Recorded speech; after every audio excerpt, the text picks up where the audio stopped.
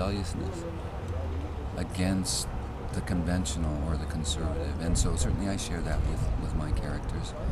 And for people asking, well, how can you be of this and that? Then the best way to be of that light is to be in a place of dark. A Buddhist monk was once asked if in fact living in the city was something negative for his practice. Shouldn't he be in seclusion? And he answered the question that the greatest seclusion is to be in the city and be of the energy that he is. And that's where I think a lot of transformation and quote-unquote enlightenment and all those kind of new agey words kind of missed the mark. Or intention and purpose, that through all the seminars, the studying and everything to better ourselves, empower ourselves, it's not a point of separation. To me, the higher you get in any sort of light work that you do, it's most needed in the dark.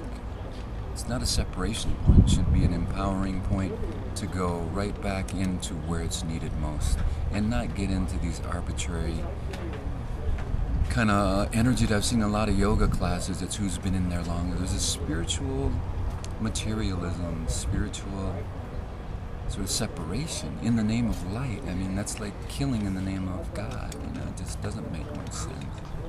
So I've always rebelled against that, stayed outside the box to be available to develop something new. I'm always about hybrid kind of energy, for lack of a better word. But love it.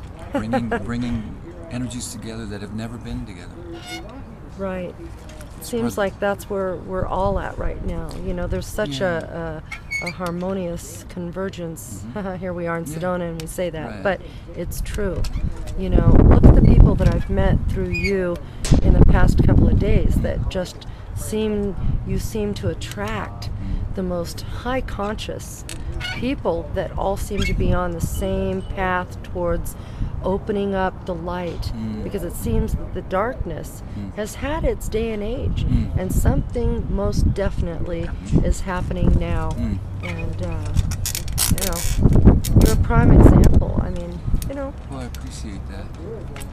Maybe a little over the top, or above top. Above secret. Top. Yeah. No secret. No, I think it's absolutely correct. I think the age of power politics has ended.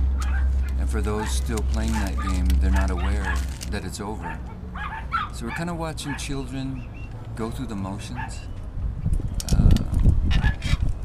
You know, where there's needed, great inspiration certainly has arrived.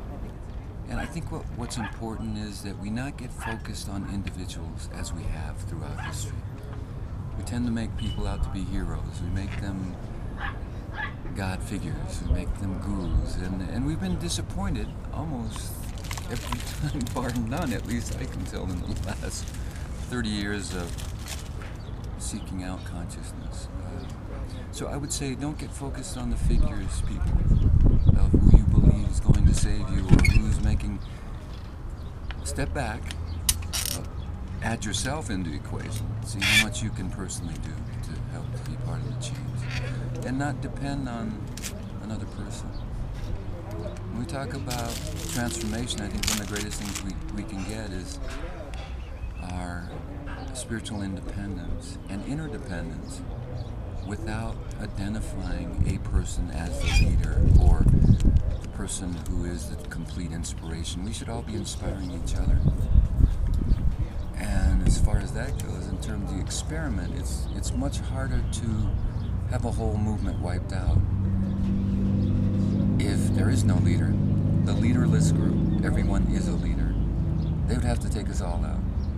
But if one person accumulates too much power, too much hope,